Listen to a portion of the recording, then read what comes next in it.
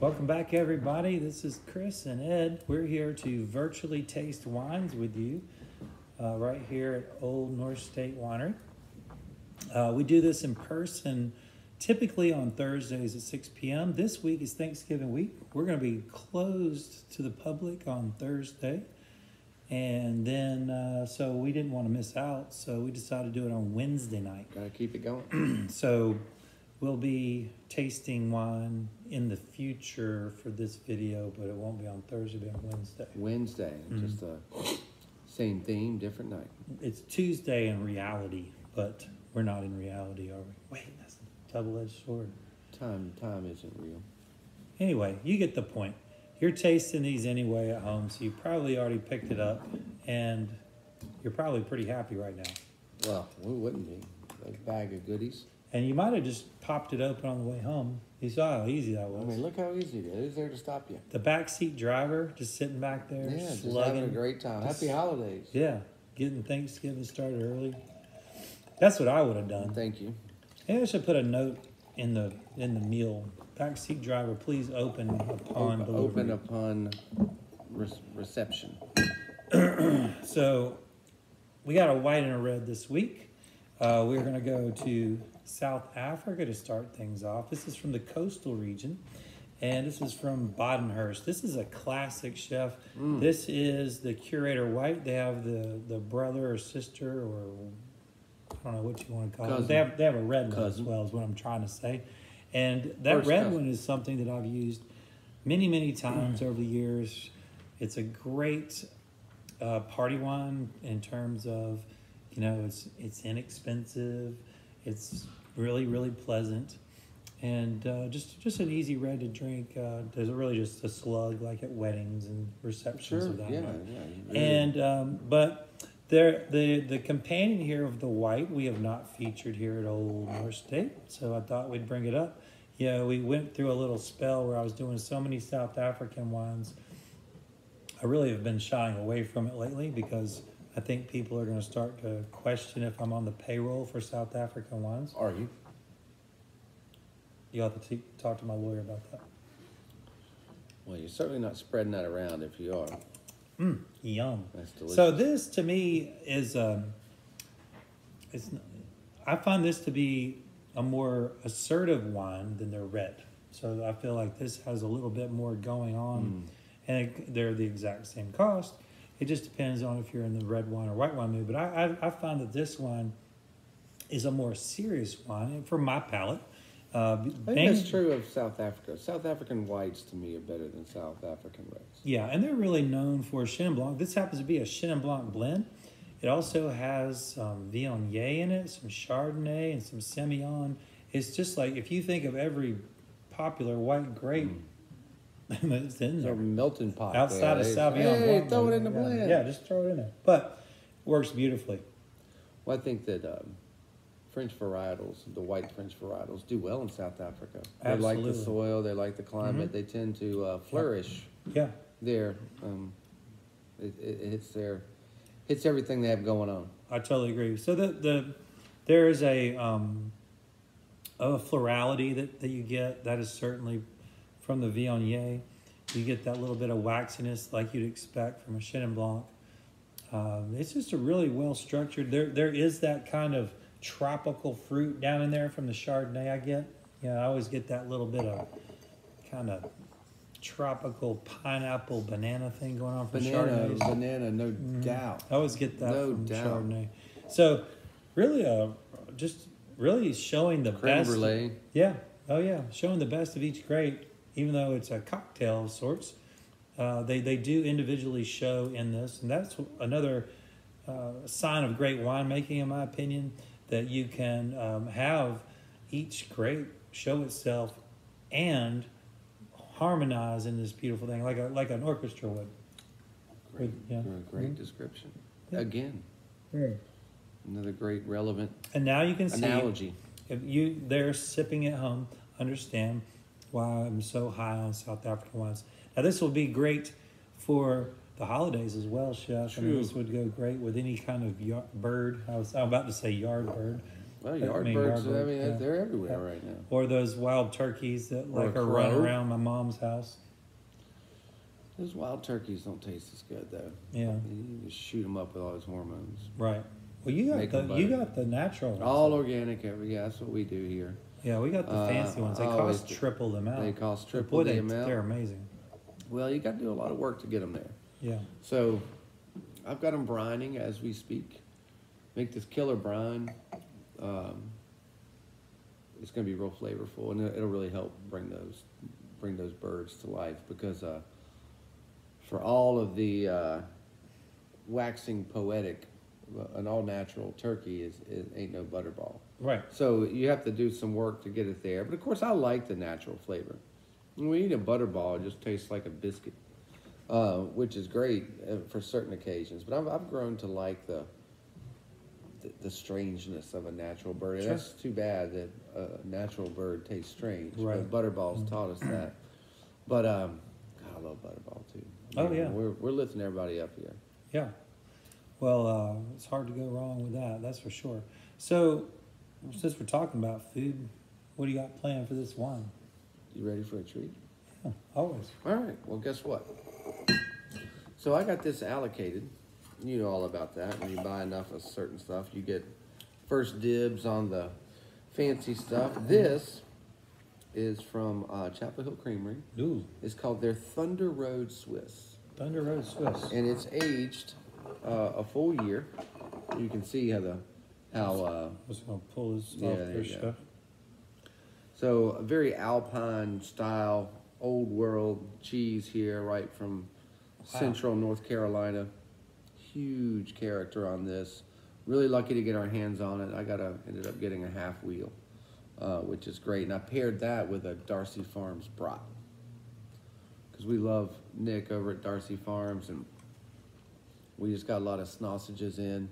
So, and of course, when I think of aged Alpine cheese, I think of having a... That's crazy. Isn't that crazy? I was about to say it doesn't taste anything like Swiss, but then at the end, at the very end, more like a Gruyere. Yeah. Like an old world Gruyere. Right.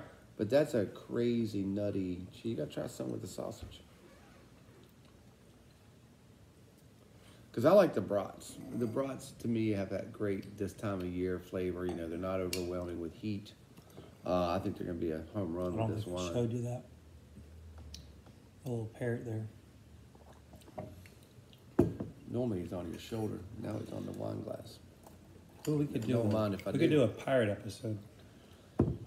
We've got room for it. This is really nice. Mm-hmm. This is really nice. I like this a lot. It's got a lot going on. I can't stop thinking about that banana. Spot on.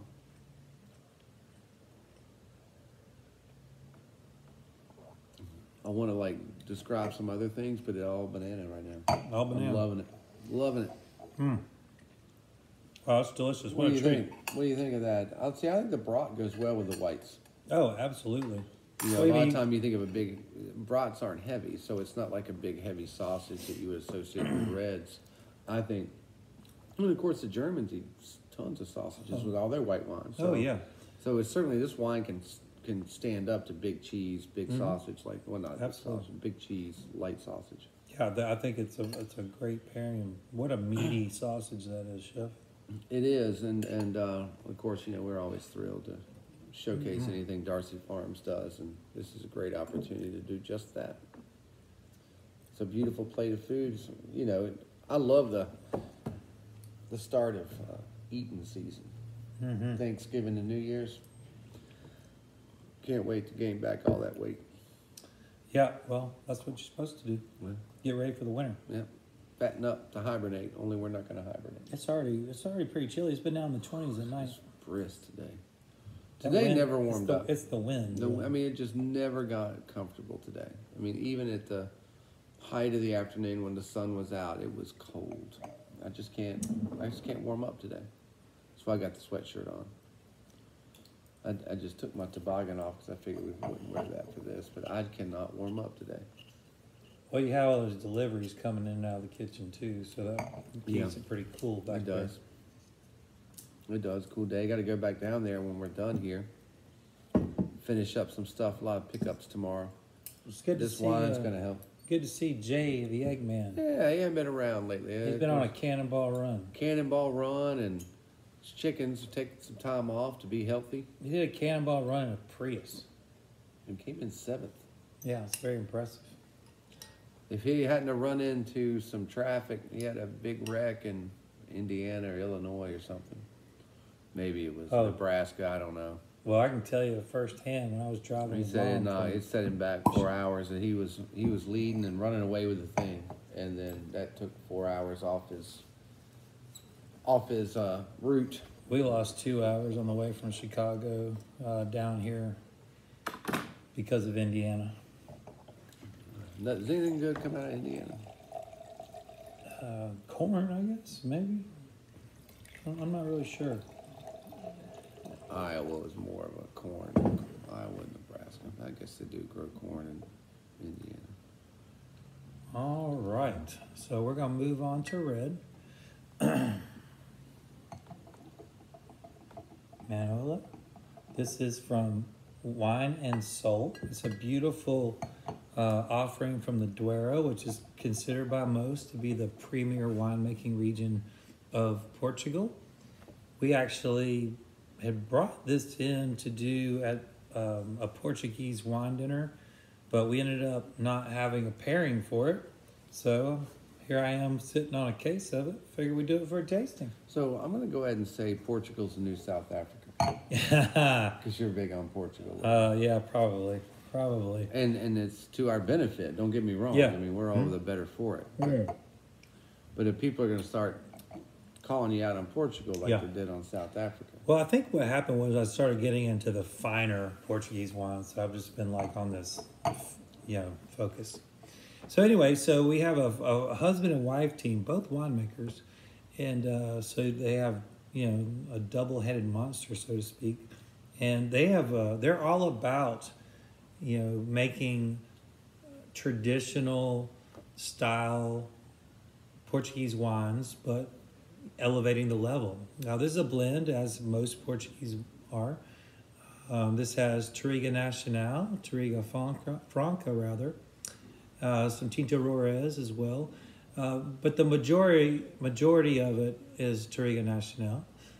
This is one of the most popular grapes when it comes to port.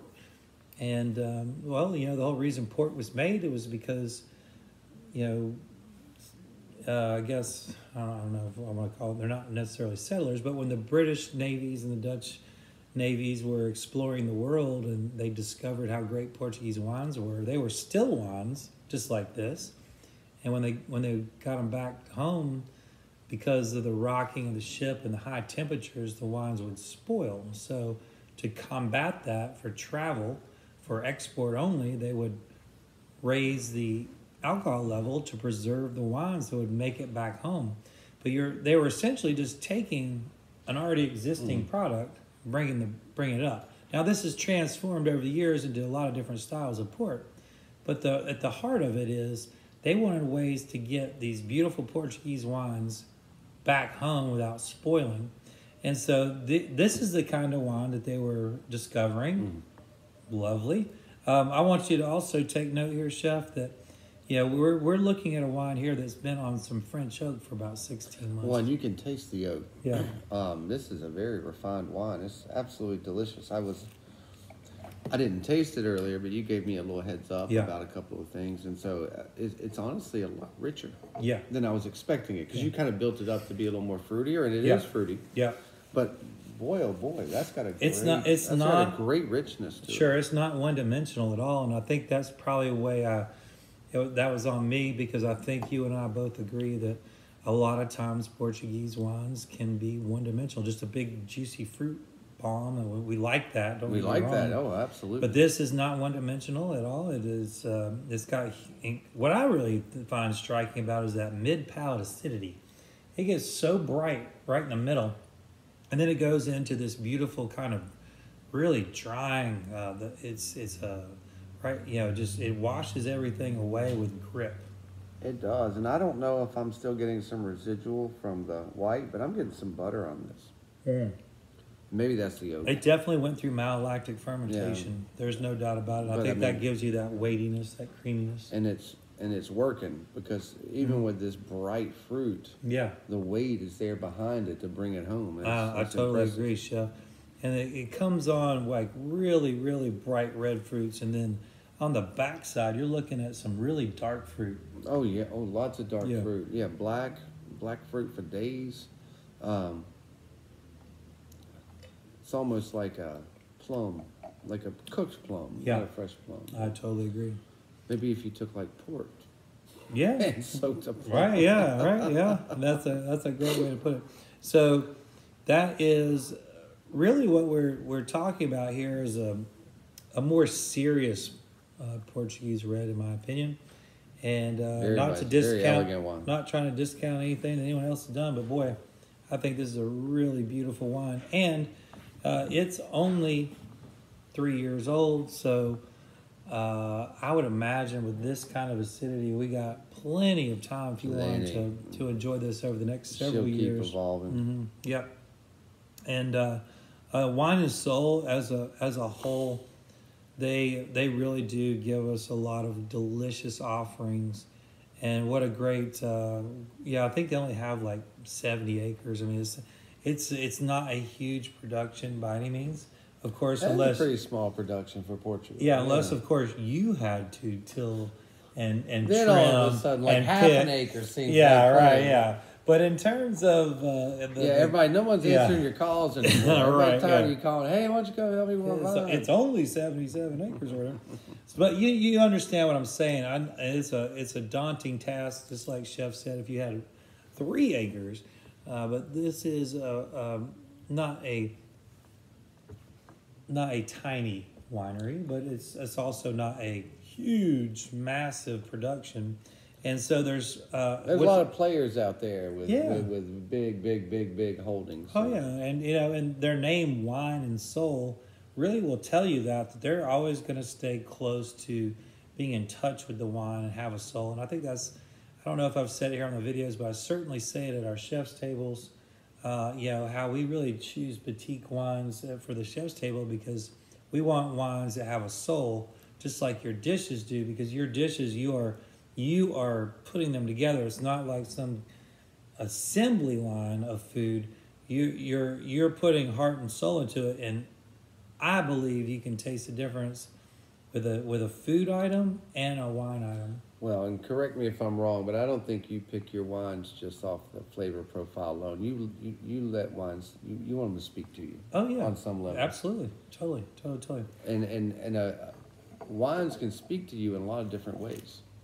It's not just saying, any idiot can sit around and buy $100 bottles of wine. So I mean, that's not. There's nothing to that. I mean, you do the hard work of finding the gems and that speak to you, and you know the nuance of a wine. And we know what I like about this pairing is I think you're going to enjoy the stuff we put with the white with the red as well. Oh yeah. Oh, I guess you saw me getting some cheese. I'm sorry. Well, that's what I'm curious to see how the cheese goes with this. The sausage too. I mean, I think we can kind of go back and forth and have this with a little bit of both. There's a good amount of brightness to that cheese. It really goes well with the brightness of that red. So, Chef, what we got here for the second part? We've got a beautiful little fun thing. You've got some Brasstown beef that I've braised. Mm-hmm. So that's a braised Brasstown, and then you've got some roasted root vegetables, which I'm really into this time of year: parsnips, leeks, and celery. Yes, and there's something else in there. Mushroom, maitake mushroom. I'll pull that little guy out. Hen of the woods. You gotta love it. So we've got some great Thanksgiving root vegetables. Of course, I know a lot of people think of smashed potatoes with marshmallows, but I always think of root vegetables and fine braised things as the start. That's more of a dessert, isn't it? I mean, like you could literally serve that for like called a sweet potato cobbler. I don't do all that mess. Yeah. But I mean, it certainly is it's a thing. God, these Maitakes have so much flavor. It's crazy. Intense. The chef on the chef's table, when you were doing those deep fried Deep fried my Oh Takis. my God, people were losing their With minds. truffle and parsnip, actually. We did a parsnip puree that had the texture and weight of mashed potatoes, but all the earthiness of parsnips. And then, of course, I just shaved an obscene amount of burgundy black truffles over it with fried Takis and scallop. Mm-hmm. You were serving that Cooper Mountain Pinot? Good Lord, child. I'd have stopped after that. Like, check, please. I always like it though. It seems almost consistent that, like on the first course, someone will say, we could just stop here and eat a 2 or 3 size portion of this and call it a night. Yeah, our boy on Friday night, came up from Atlanta. His 3rd or 4th trip up here. Yeah, the funks. From Atlanta. I told him to But you get the can't find funk. anything good in Atlanta. I had to tell him this. I had to tell him get the funk. You have to. They have to giggle.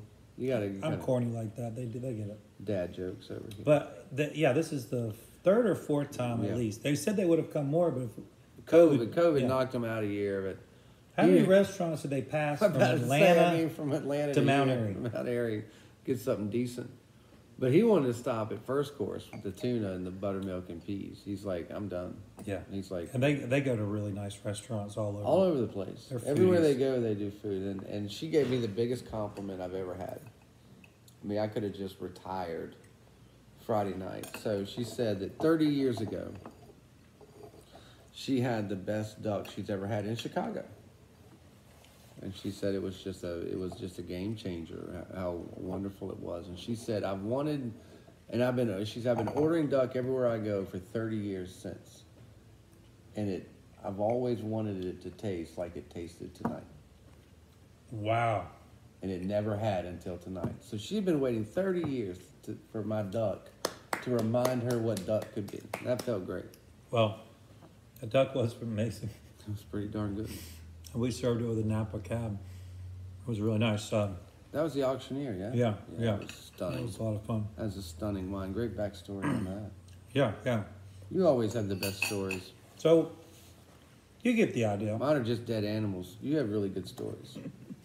Well, you do most of the talking, though. Usually when Chris starts And talking... then I seared it. When Chris starts talking, I go run glasses, check on the other staff, circle back around. And I'm on the second. Then I salted it. And I come back, and everybody's just like totally just like laser focused on you. It's really awesome how people get into it. We had some first timers Saturday. Yeah, we had. I think everybody was a first timer Saturday. No, we had a couple of returns. Yeah, you're right. The ones on the right, they had been once. Yeah. But regardless, we had some people that had really had the hype. They've been hyped up by someone else. Hyped up, yeah. That had done it before. They were telling me, you got to go, you got to do it. Yeah. I hate that pressure. And that's a lot of pressure on us. But I love it at the end when when it exceeded the hype. Bread pudding got them. Oh yeah, that Persimmons bread pudding. Holy cow! That got them. Yeah. I think a couple of people were on the fence. That brought it home. Yeah, well, it was a win. You always got to have a great dessert. It's the last thing you remember. Yeah. I'll tell you, I was really surprised too that they were still talking about the first course white. That's the second week in a row. That was the Greek one, right? No, this week it was that Muscadet. Muscadet. That was the week before we did the Greek, which everybody talked about, and bought a bunch. Yeah, same thing happened with the Muscadet. I don't know how you keep up with it all. It's interesting because you have that cheese is stellar. All these wines and food over the next couple hours after you've had that. I'm always amazed that people are still wanting to circle back to ask about that. Well, not only ask about it, they can rattle off the nuance. Oh yeah.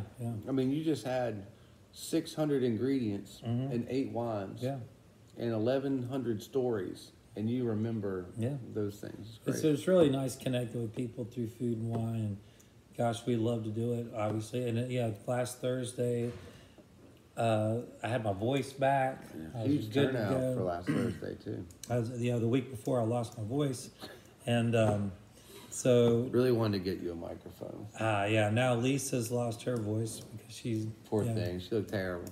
Yeah, she's suffering quite a bit. I never felt bad. I just lost my voice. Still wears you down trying to talk. Oh yeah, that's true. You're straining to talk. I'm still not 100% in the voice department, but at least you can hear me. Well, you sound like a different person. I think that couple days rest helps you a lot too. Absolutely, absolutely.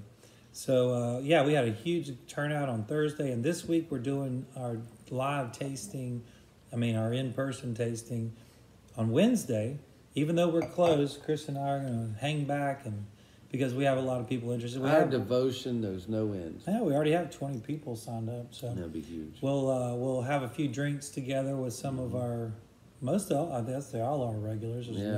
Everyone I saw on the books is regular. Yeah. And we got those new regulars rolling in. They're just starting to discover, just starting to come around consistently. Yeah. And of course, Ronnie will be there. He's always there. He's always there. Everybody's. There's a lot of people traveling, so I'm really happy. All our regulars had to come in for the first time. Mm-hmm. That's right. At some point. That's right. Well, back in the day when it would just be Ronnie and Ellen in the Converses and Marcia. And Mike Bowman every now and then. Yeah. It would be fun. We'd have a handful of people every week. Like 5 or 6 people, yeah. And now, it's 35. Yeah. But it's going to be fun because this week, Chef's going to be up there cooking with us. It's going to be fun and hopefully drinking with us. I'm going to be, yeah. Well, it's the holidays. Yeah. It's a very low key because the restaurant will be closed and we don't. That's what makes it easy. And hopefully I'll have. I've got a lot of pickups tomorrow, a ton of them Thursday morning, and thanks again for helping me with that. So hopefully I'll be far enough along. We can just relax, have a few drinks, and enjoy the night. I think it's gonna be great. Yeah, I'm gonna have 2 turkeys, Chef. You're having a fried and a roasted, right? Because Chef's hooking me up with a brine turkey that I'm gonna roast at Mom's house. And it's a pretty bird too. And then Mr. Flippin was so kind to offer me a fried turkey. He likes frying turkeys, and so that'll be a butterball. I guarantee it. You know it. He's got to drive through people coming in picking up. He probably does. Yeah. So I'll swing by Flat Rock and pick up a fried turkey. I love fried turkey. I don't ever get to fry turkey. I need to try one. It's a commitment. It is a commitment. You got to get all that oil and you got to regulate. You need the propane stand. When you first put that rascal in, you better have a little. I like the ones. I like the guys that have that lower it down on the chain. Yeah. I'd probably catch my dogs on fire doing that. Yeah, it's a very dangerous thing. So it's nice that people like Mr. Flippin are willing to do that for people. So he can fry it and have all the danger, and we'll drink Barolo and eat it. Yeah. Oh yeah, we hooked up on some Barolo because that's what we do. That's what I care about at Thanksgiving. I could eat a peanut butter sandwich and drink Barolo. Yeah, I just dropped $400 on wine for this weekend. Is that all? Yeah. Well, that's the best money you've ever spent. It's just a weekend. Best money you've ever spent. And I want to thank the Webbs for job security so I can pay for my wine bills. Amen to that. Well, my wife actually bought the wine this week. That's right. For the She first surprised you with 3 cases. Came home and there was wine all over the place. It was wonderful. And I was trying to be, all under the radar. You were all incognito. I had no idea. It was hard to because of course all the invoices go from me to him. So I immediately get the invoice. And he's like, "Man, that's a big number here." You were like, "Oh, there's people picking up." I'm like, there better be. But she had spelled out "I love you" in wine bottles on the kitchen island when I got home, and so that's wonderful. By the way, we're out of wine. Can you get us? Yeah, we're gonna need 3 more cases, right? Well, I hope everyone out there enjoys their Thanksgiving. We wish you all the best, health, wealth, etc. And we are incredibly thankful for all of you there. We sure are. We're blessed beyond belief. Beyond belief. It is a beyond measure, and it is not lost on us. Thank you. That's right. We appreciate it. We count you all among our most prized blessings. Yep. And we're very fortunate to do what we do for a living, and it's all because of people like you supporting us. And I hope you enjoy your time together with your friends and family, and we will see you next week. Happy Thanksgiving.